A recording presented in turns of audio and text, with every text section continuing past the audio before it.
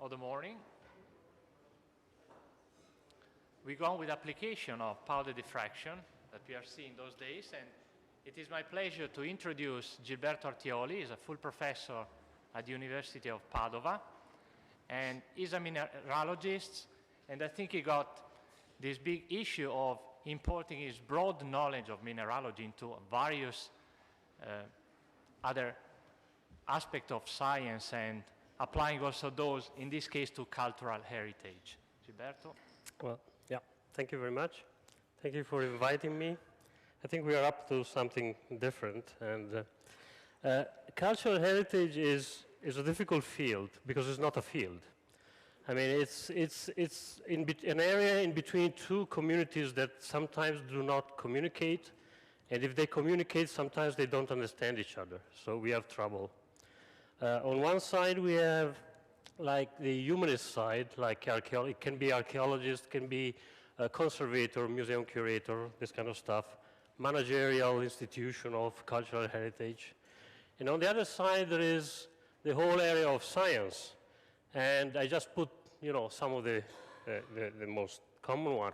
But Gopher said correctly, I mean, from aerology to zymurgy, I don't even know what zymurgy is, but I assume that all scientific fields, as we know, can actually contribute some information to the cultural heritage.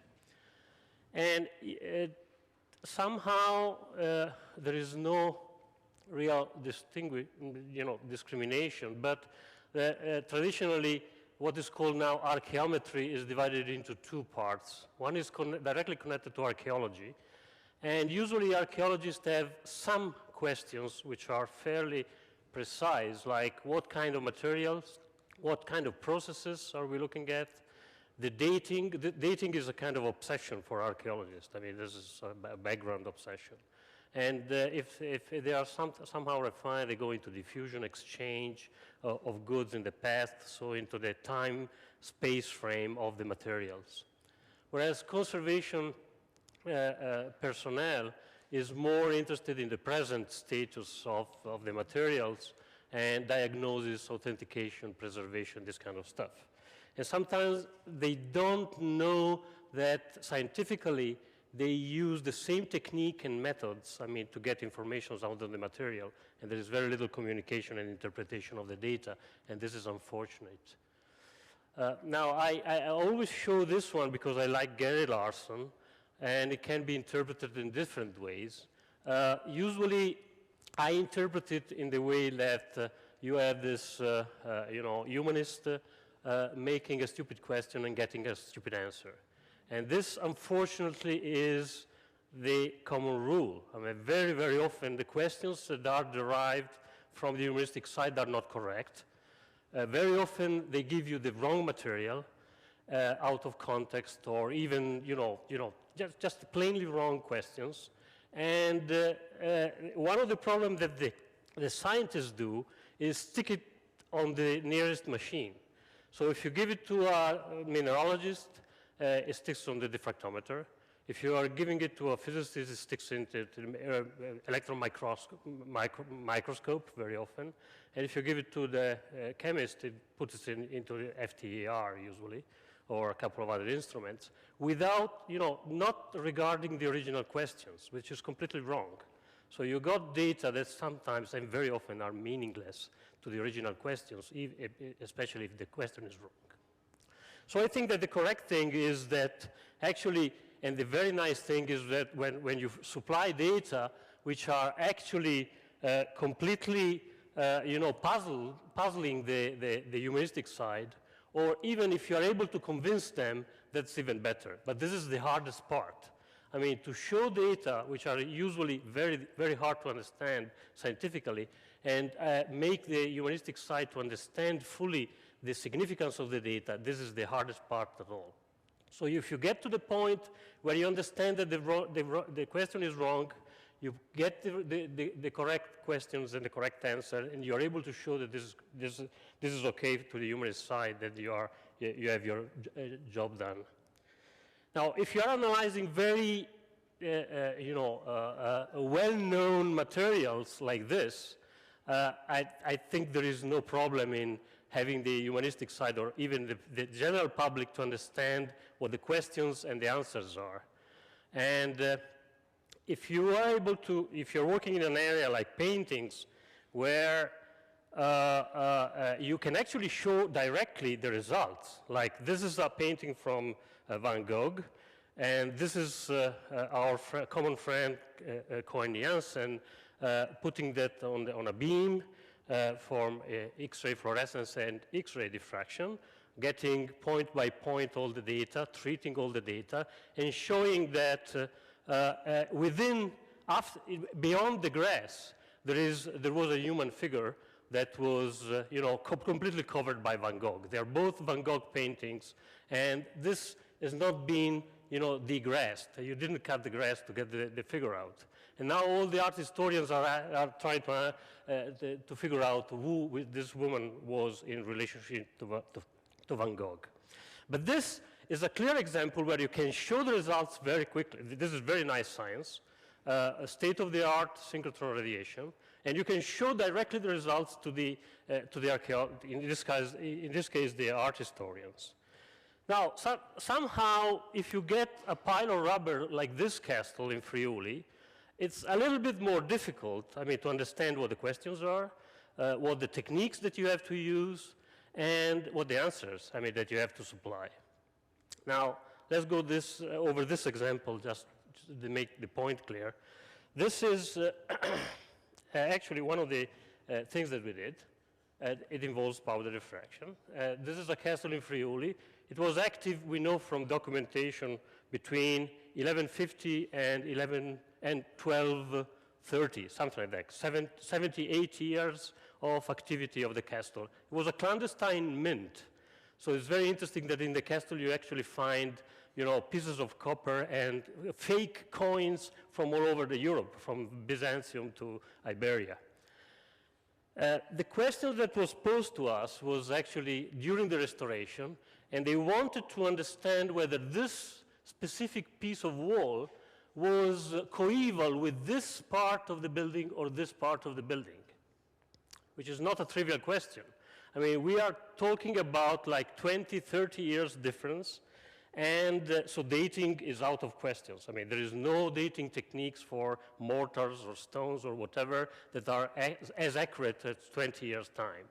So the only way was, let's see if there is any chemical or mineralogical parameter in the mortar that differentiate the different phases of constructions, and this relates to this or the other. And actually they are very good. If you do it in what a normal mineralogist would do, thin section and trying to go over the things, it's very boring. It's like calcium carbonated dolomite filler with a lime, almost pure lime mortar and very little other minerals. So it's absolutely dull. And if you do a diffraction, you only see carbonates. But if you go into very neat details of impurities, so we are talking about quantitative analysis, as Luca showed yesterday, about 0.1, 0.5, 1% at most. Then we can do very refined real-to refinement, do the principal component analysis of all the phases of the traces, and you can see that actually we can discriminate the construction phases very well. They really have, the fields for each of the construction phase, and we can clearly tell that this part of the wall was actually a subsequent reconstruction after the first one into the subsequent phase. So we actually got the answer from straight powder diffraction. It is not a trivial powder diffraction, okay? It is not something that if you stick a lime mortar on a diffractometer, you got the answer out, okay? Now, everything you heard in these days, you can use fruitfully for the cultural heritage. These are just some examples, some of which I will not talk about, but just mention. Qualitative analysis, you do every time. Actually, this is the first thing we do every time we get an object from a museum, because very often they give you the wrong materials. Quantitative analysis, I just showed you an example. There are many more in the literature. This is actually borrowed from Winfried Kockelman, a very nice example of recognizement of 15th century potteries from Central Europe through, I think, cristobalite was the discriminating factor. And neutrons, of course, are penetrating and give you the bulk composition, and they're very accurate. So they're very useful. Structural analysis, there are very many examples, but the Maya blue is the blue color of the Maya, which is an intimate mixture of the indigo molecule, so it's an organo-clay complex, if you want, within the palygorskite. It's a very nice example. This is the structure that Giacomo Chiari has proposed. And since Giacomo is not here, I can provocatively tell that I think it's wrong.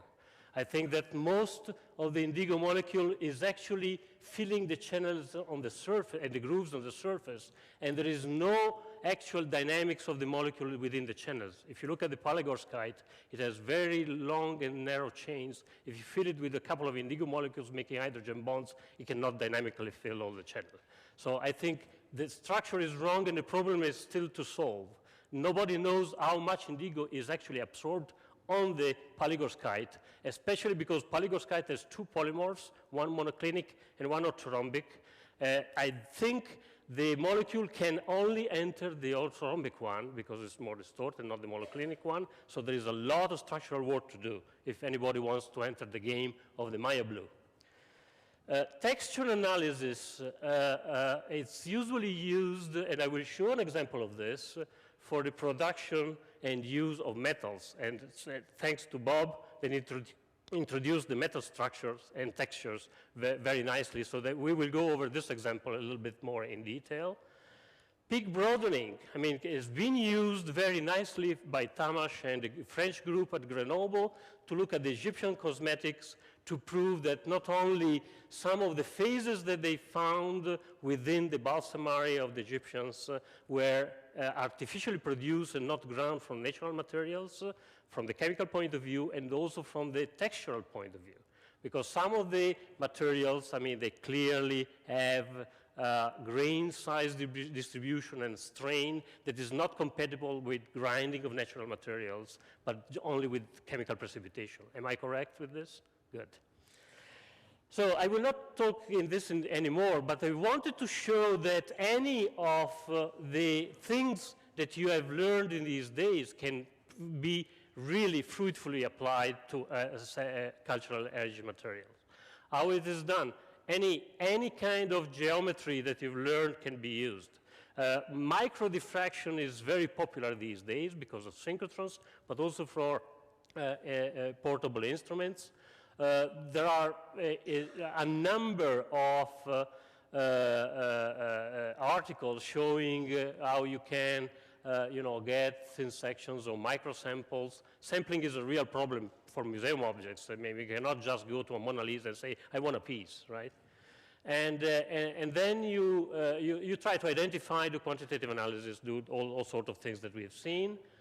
This is another exotic examples looking at the varnishes in lutes, old instruments, and see the inorganic loadings of the varnishes that actually were consistently and routinely used for this. This is another application. People is very much into portable instruments. And you can understand why. I mean, if you look at frescoes or museum objects, it's much more risky and difficult to move or sample the objects to carry them into the analytical laboratories rather than go to the museum and analyze the piece where it is. And actually, many museums do not allow, movement of objects because simply the insurance and the risk are more troublesome than the information you get out of the analysis. So there is I will not go into the list of portable instruments. I mean, the Getty instrument with Giacomo Luca is working on one.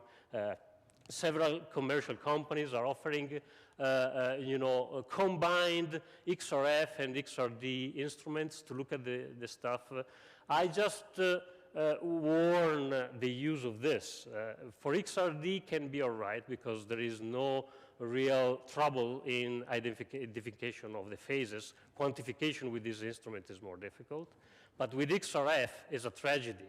I mean, I now see museum curator going around with these pistols and shooting at objects and giving you the analysis, and they are totally wrong.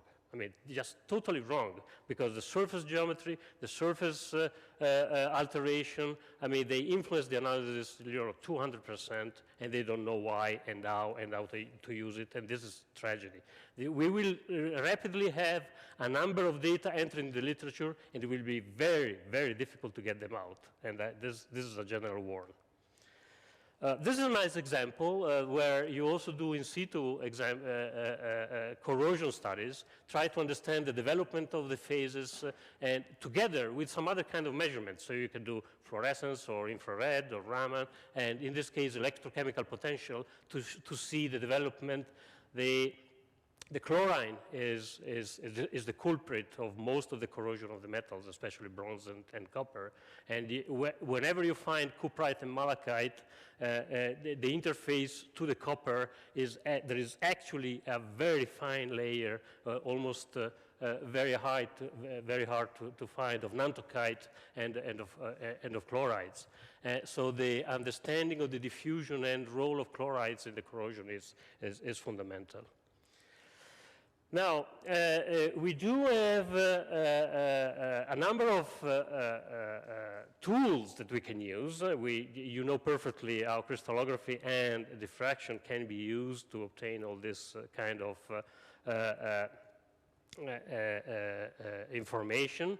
And I think right now there is a clear trend that synchrotron radiation, apart from very high energetic beams, as we discussed before, and I will talk more about that, are looking at into microbeam. So synchrotrons for the cultural heritage now it's clearly going into the micro nano beam of analysis, whereas neutrons are penetrating and are being used for bulk analysis of huge statues, huge pieces, metal objects, and we will see some of that. I want to, before going into a few examples in detail, I would like to show you a little bit of other things. You know radiography, and radiography is very nice because it gives you unexpected things within the object, basically. And there are a couple of very nice examples. This is the Antikythera island off the Greek coast in the Aegean. They found this pile of cemented rubber in the bottom of the sea almost 30 years ago, and they had absolutely no clue of what it was until they start looking at it carefully with radiography, and then they moved into tomography, very detailed tomographic. This is one of the first fruitful tomographic examples in archaeology, and they were able to reconstruct this mechanism, which is more than 3,000 years old, and is the first astronomical gear, for moon phases and religious cycles altogether. And this is a very complicated mechanism, and it would not be possible to reconstruct without very careful, high-resolution tomographic images of the pieces. Now, tomography, I think, is the key for the future because it allows you to look at the objects in a non-destructive way. This is a trivial example. This is a prehistoric ingot that was given to me as a slag, a smelting slag. Smelting slag is olivine, and of course, this is not. So we cut one by mistake because it was given as a non-valuable material. Whereas now we know that these are one of the few raw copper, not into the objects, that we have available for the Po Valley in North Italy. So it's very valuable information. But since we cut it, we used it for calibration of tomography to look at other objects. So we have copper, we have the cuprite layer, and you have the malachite, brochantite, with a bunch of other silicates corrosion on the top. And we tried to check whether with high energy tomography we could actually distinguish and calibrate different materials, and indeed you can. So if you do things carefully and you calibrate the absorption contrast versus the chemical composition, you can actually go quite into the detail of the objects without touching it. And that's exactly what the archaeologists would like to do. This is another example. Nobody of you has seen these statues because these are underground. They're not visible to the public in the museum in Cagliari. And they are very straight in Sardinia. They were found in the western coast near Monte Prama. They were dug out also about 40 years ago, and nobody has any cultural clue of what they are. There's nothing like that in Sardinia or elsewhere in the Mediterranean, so they wanted to know what kind of culture or there is any relationship. So they gave us a couple of objects that they found in one of the tombs, because they said this is glass, and fortunately we have a very good calibration of Bronze Age glass in Italy because we have a chemical stratigraphy. We can tell you exactly what age and where it comes from because we analyzed all the available ones in Italy. The problem is that this is not glass. I mean, it was actually bronze, and without even touching it, they didn't let us sample the material. By tomography, we put together with the tomography 3 phantoms of tin, copper, and silica, just to have the right calibration of the absorption. And you can tell that there is absolutely no metal inside, but the absorption of the alteration layer is close to the copper, and it's actually all copper oxides and things like that. And you can do much more now. I mean, besides tomography, you can get the fluorescence signal and the diffraction signal, and we are moving very fast into the diffraction tomography, where we don't touch the object. We try to reconstruct the 3-dimensional image of the internal of the material through the diffraction pattern. You can do that. I won't enter into the detail, but you can use the single peak or the refined scale factor, which is, of course, much better, and reconstruct the image of each phase within the material. This is, for example, ettringite in a mortar, historical mortar, and you can easily see the distribution of the crystal phase within the objects without actually cutting it. And that's exactly what you want. And just as a proof, if you reconstruct the sinogram with a single region of interest that corresponds to the silica glass scattering, you can reconstruct the capillary. So you can also look at the amorphous part. And that's what we are doing, for example, for CSH in a mortar and the amorphous part, which is very, very interesting, I think. And this, of course, you can apply with neutrons. So this is the Winfred example. And what you want to do now is to image the object, as you can do with neutrons or with X-rays, as I just showed, and then shoot the beam to get the powder diffraction out at the same time. Many times you do get the object for 1 day, 2 days on loan from the museum. You want to collect all the data possible and then give it back because there will not be another chance of sampling it. So what you want to do, and neutrons are very useful for this, you shoot at the object, you get the powder pattern, identify all the phases. If you can get some delayed or prompt gamma or nuclear capture resonance data, you also get some chemical information or isotopic information and get the texture out at the same time. And this is the future. You want to look at the objects and get as much information as possible at the same time. 24, good. The texture example I selected just because we are in the texture section is a work we did a while ago on prehistoric copper axes. It was prompted by the Iceman axe. It's a copper axe found with a mummy in the higher Alps. There's been a lot of quarrel if it was Italian or Austrian. We know that he lived in Tyrol, so it was Italian. And the axe could not be sampled, of course, but they wanted to know how it was manufactured. And they also wanted to know the provenance of the copper, but I refused to analyze it because we didn't have, at that time, a proper database of the copper mines. So we did at that time, that was 5 years ago, the work on the manufacturing, and I will show it now. The work on the tracers we will do next year, because now we have the database. We spent 5 years in analyzing all the copper mines in the Alps, and now we are ready to make the comparison. But anyway, the things that you see in the museums are like this. This is a very famous axe of the Remedello culture in the Po Valley. All archaeologists know it. I don't expect you to know it. But this was found in the late 1800s. It was analyzed right 10 years after it was found for chemical analysis. There was a German group analyzing it in the 50s for the SAM project, a very successful project analyzing 30,000 objects around Europe. And there was another Italian group sampling it in the 70s. I still don't know whom they were. And you wouldn't believe there are no published data on this axe. Okay? So this is the kind of stuff that you find when you're dealing with the museum curator. I mean, they are horrified. And when you ask for a microsampling, they said, no, no, no, no, no. They did this in the past, and there are no published data. I mean, they run away. So this is the kind of interaction that you need to overcome, you know, this barrier right now. And of course, these things cannot be done anymore, right? They were done in the 50s, and this is absolutely not possible.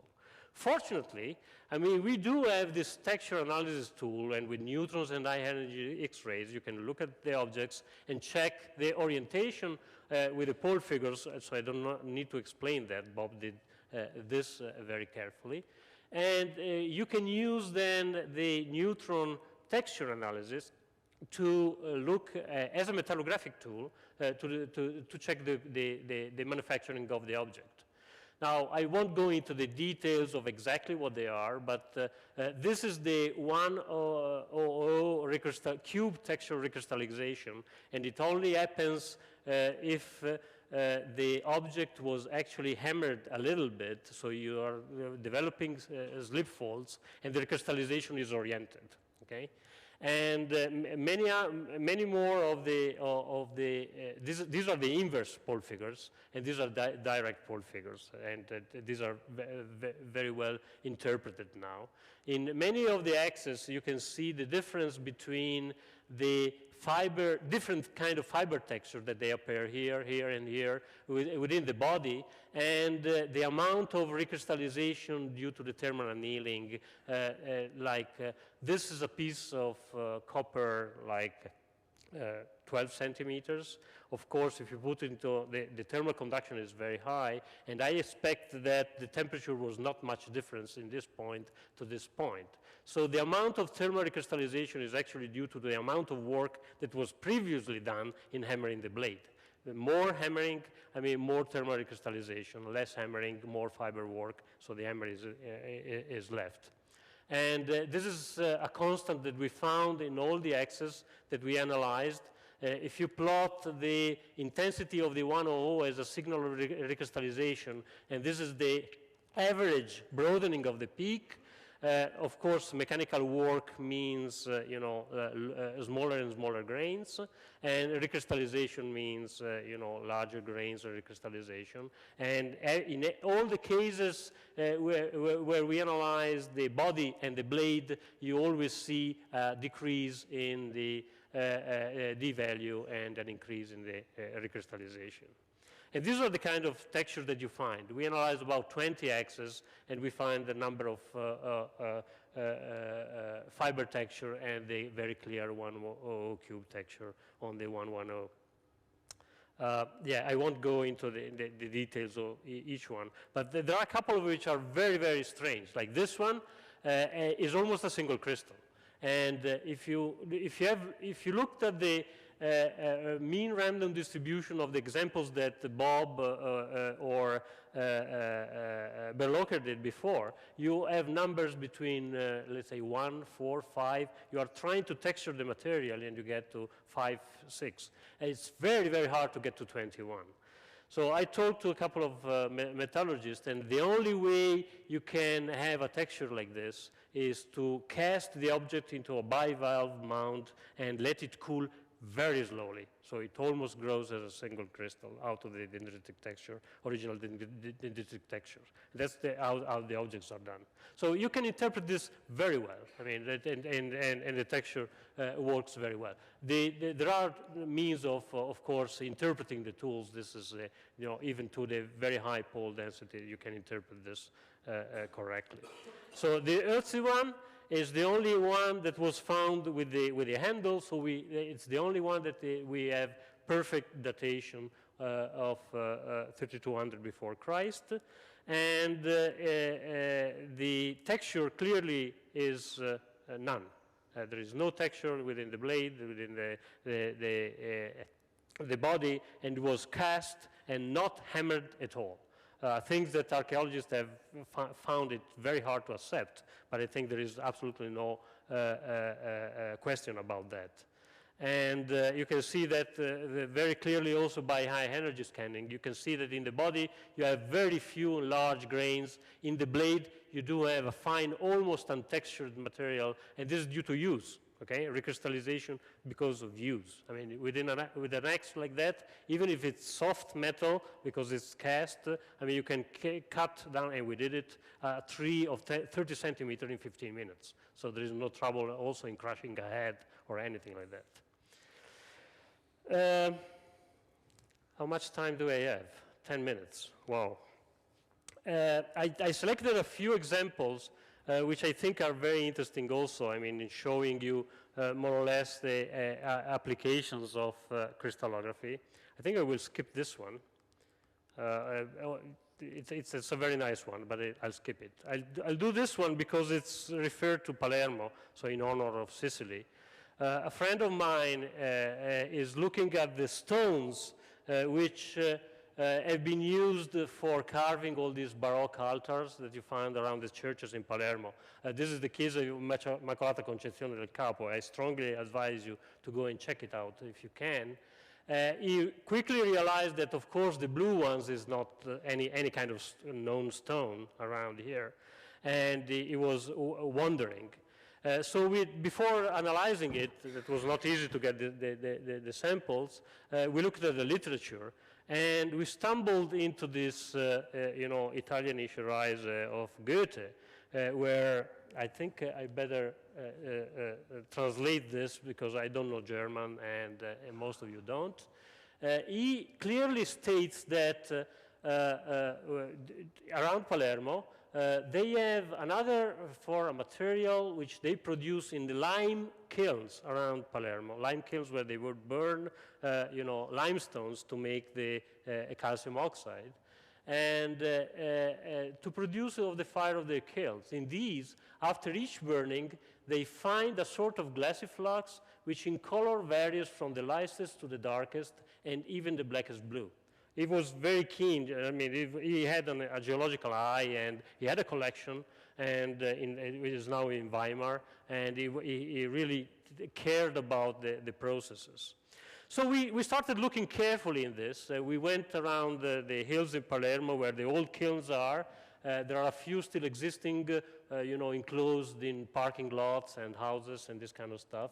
And in one of these, we actually found some of these blue things. Okay, just still laying there. Some of the old farmers have blocks of this blue stuff, in the fireplace and this kind of stuff.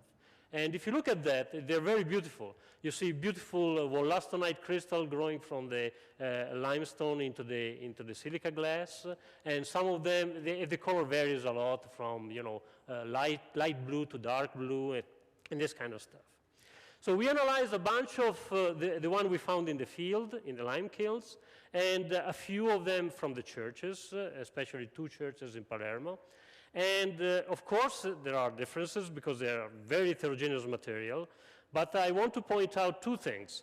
One is that it's a silica glass based on potassium instead of sodium. And after the Bronze Age in Europe, there is no silica glass based on potassium apart from what is called the forest glass in Central Europe, because they were using wood as an ash, as an alkali source. And this is clearly nothing like that. So it's a very unusual silica glass where the the melting point has been lowered by potassium. But what was especially puzzling is that it is blue and there is no cobalt, no copper. Very funny. So we checked that with ICP-MS, and we have these elements down to the 1 ppm level. It's totally not enough to color, but we have iron. So we have three problems. One is the source of silica in the lime kilns. That should not be there. It should be limestone. Second, the source of potash. And third, the origin of the blue color. Now, being a geologist, we went around and checked the limestone they were using, and soon after we found a lot of flints. And of course, some of the limestone contained flints and in the blocks, and that was totally random, not willing. Okay? The people would not burn it on purpose. And second, they didn't use wood, to fire the kilns because it was too costly. They used it to start it, but then they kept going for the firing for a week or 10 days using brushes from the hills. It was much less costly. And we went to check that. You have especially you have seen them walking around yesterday. Is mostly the Genista and the Ampelodesmus, and they contain a lot of copper, especially in the stand. Okay, so we know that the silica was randomly in the blocks. The melting point was lowered by the ashes containing a lot of potassium, and the blue color is the extremely reducing environment in the chamber of the molten glass would actually convert the iron into divalent iron in a very distorted octahedral environment. This is the only case in history of a blue glass colored by iron. Okay? Good. Go and check the things. I think it's very nice. We started with Goethe and looked at a lot of funny things.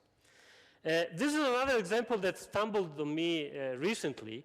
Some of the, again, flints, archaeological flints in the Museum of Verona in northern Italy became blue. That was created a big scandal, went to the local newspapers, and the museum curator crying because this is a nice area. The Lesini Mountain just north of Verona were one of the major flint source from the Paleolithic to the Mesolithic in Central Europe. So they have a huge and nice collection of archaeological flints of great value related to the Neanderthal in northern Italy. So it's very valuable. And so there was a big quarrel about what happened, why they are. This happened after they moved the collection into a new location with brand new, scaffolds and drawers and this kind of stuff. It got to the national press, which is not easy because the national press is only interested to our prime minister. And it got to Facebook, and there are very interesting, I know that the Italians would like this. And it also got to the international press, right? The Nature and Science and National Geographic and whatever. Everybody asking what happened. Now, the very funny thing is that we analyzed the flints with all possible means, like a dozen of techniques, and we could see nothing. Absolutely nothing. You apply whatever, Raman, infrared, mass spectrometry, gas chromatography, diffraction. You see nothing. From the blue to the non-blue flints, there is absolutely no difference. So in the end, what we did is an extraction, a very careful, long, and painful extraction of the color, concentration of it, and we found out that it's a molecule, which is a pigment. It's very stable, and it's unknown. That's why we couldn't identify it in the beginning, because it's not in the database. Okay, the mass of this molecule is nowhere. And it's a molecule related to a known family of dyes, which is the 3-phenylmethane dyes, like pararosanyl, methyl violet, aniline blue, and so on, but it's totally new. So I won't tell you how we got the results through painful fragmentation analysis and all sorts of things, but we call it Juliet blue and Romeo blue in honor of Verona and Shakespeare, and we liked it very much. Now, the culprit was the black rubber they put into the drawer that actually contained this fragment that was catalyzed by the iron on the pore of the surface of the flints and made these new molecules, which are actually, you can patent it. It's a very good pigment and stable one. How much do I have? 5 minutes? No? Finished? You missed this example, which is very nice, I think. I'll skip the history of dyes, okay? So I won't tell you, I mean, how it goes historically. But I'll show you that, first of all, we can analyze non-destructively and discover using the powder diffraction if it's bone or ivory or something like that. But the nice thing that, I'll do it very quickly, is that one student of mine was interested in the Etruscan dyes. And he studied about 120, so a significant, statistically significant amount from central and northern Italy, going over the transition. And he asked, how many possibilities do we have of putting 6 numbers on the cube? And I said, well, being a crystallographer, that's very easy, right? So you go the point group, so you get the 6 factorial, and you divide it by the point group of the cube. We divide it because we don't care about when we throw the vise, the rotation, right? And not either the enantiomorphs. So we have 15 combinations. And here are the 15 combinations of putting 6 numbers on the cube. And how many do we found in the ancient dyes? How many do you think? Do you think they used all of them, or some of them? There are only 2. The earlier dyes, even the parallelepiped one, they were not cubic, okay? They were flat because they came from the astragalus. I skipped this nice part. They have the 1, 2 opposite, 3, 4 opposite, and the 5, 6 opposite. So the difference between phases is 1. And the one we are still using is 1, 6, 2, 5, 3, 4, where the sum is 7, okay? So only 2 combinations, and this is very interesting. They started with this one. All the ancient dyes are, from the 7th century is actually this combination. And then there is a nice thing in the 4th century where there is a little bit of overlap. And then they switch from the combination that the Romans used, and we are still using. All the dyes that you're using have this combination, right? But there is a nice, why this is happening, it's not, we have ideas, but it's not confirmed. But there is an even more nice side of the story. If you go to Wikipedia and check the language, the numbers are 1, 2, 3, 4. They think they know the literal number value of the numbers, but if you look at the authors, they are all agree on 1, 2, 3, and 5. But for 4, there is an equal number of humanists saying that 4 is Huth or 4 is Sa, and vice versa. And now we know the answer, because there is a dice in the Louvre that contains the letters instead of the numbers. And since we exactly know the combination of the numbers, we can tell right away that Mach is 5, C is 3, Zal is 2, 2 is 1, then Sa is 4, and Huth is 6. So we solved a long-standing linguistic problem just by the point group of the cube. Right. Thank you. Thank you very much. And I just make some publicity because it's not up there in the Oxford. And thank you, Gilberto. I will stay the whole morning listening to this nice stuff. Question, guys. I know you got dice. Any question? Youngsters first. I see some youngsters in the back. Of course, name. Okay, thank you. I'm Paolo Mazzeo from the University of Bologna. I don't know too much about this kind of field, but I want to know about instrumentation, in situ instrumentation. What about the source? What about the detector? Any instruments can be turned into an in situ instrument if you know what to do. I mean, with neutrons it's very easy. You just take your bronze statue and put it in, and that's it. And with the laboratory instrumentation, especially in Bragg-Brentano geometry, is a little bit more difficult. So you have, to carefully select the surface and things. You're limited in the size. Not really. You can dismount all the, handling of the sample holder, put the objects, and if you use the parallel beam, you still get some usable data. But any instrument can be turned into an in situ if you know what you're doing. Second one. Angelo Agostino from University of Turin. So more or less, you cannot bring the neutron synchrotron in or synchrotron in lab in a museum. So, no. But my question is another. How did you take in account during X-ray analysis of the patinas on? Well, if you're using high energy X-rays like the one I used in the copper X, it doesn't care. I mean, it goes through 2 centimeters of copper, and 100 microns of alteration really doesn't show up. The same is for the neutrons. If you're using X-rays in the labs, then you carefully have to work through different glancing angles and know how deep you're going into the material. Okay, so a last You thing. can actually use this technique to check, the different layers and Yeah, depth. absolutely. A last things, I'm not so in accord with you about XRF analysis, but we can discuss about that after. There were other questions, I think, up there. Okay, John. There's John there. John is you. There's no other.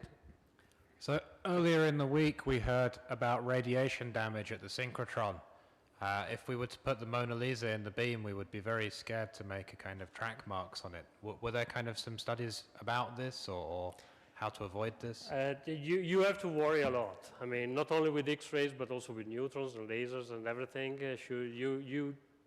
Before analyzing very important objects, you had better make some test measurements on comparable materials. But that is true for even different techniques, like LIBS and anything using lasers. With neutrons, we had the troubles of neutron activations. Like they give you the X for like 3 days, and if it doesn't go back to normal decay in 3 days, you cannot put a radioactive object into the museum, okay? And that's a trouble. For the Iceman X, we were lucky. It contains only 0.3 silver, and that was the one activating, and we actually computed correctly that in 5 days would go back to normal, and then after 5 days they were there. I mean, just picking it up, okay? So you have to be careful with these kind of things, yes. The young guy up in the corner.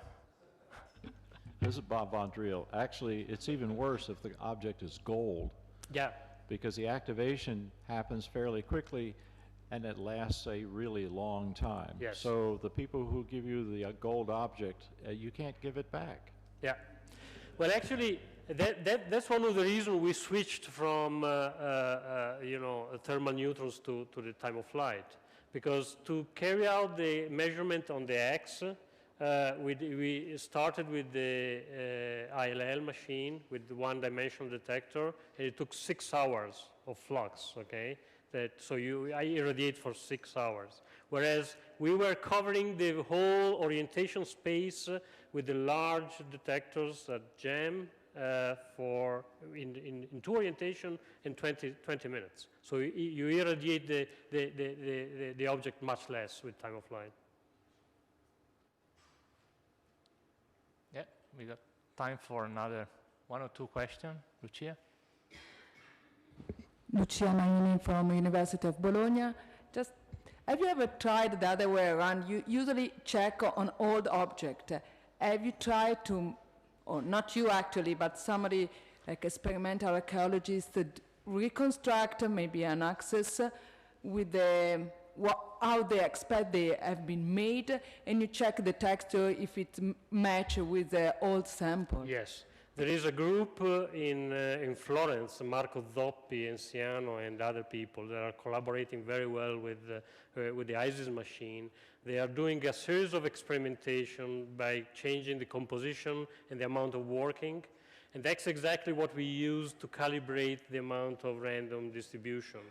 We were able to show that none of the axes that we analyzed was hammered or reduced by mechanical working of more than 8% of the volume, which is not enough to harden it, okay? And that's why we are confident that the axes in the Copper Age were not used as hardened materials. They knew how to harden it because the daggers and the blades of the same time are hardened, mechanically hardened, not the axes. For axes, tenacity and ductility was much more important. So they would deform, but then you hammer it a little bit, not more than 10% in volume, heat it to anneal, okay, and start using them again. So there is ample, experimental work for calibration of the change in texture and, the spacing in composition to calibrate these experiments. Okay, we thank again Gilberto for this very nice presentation.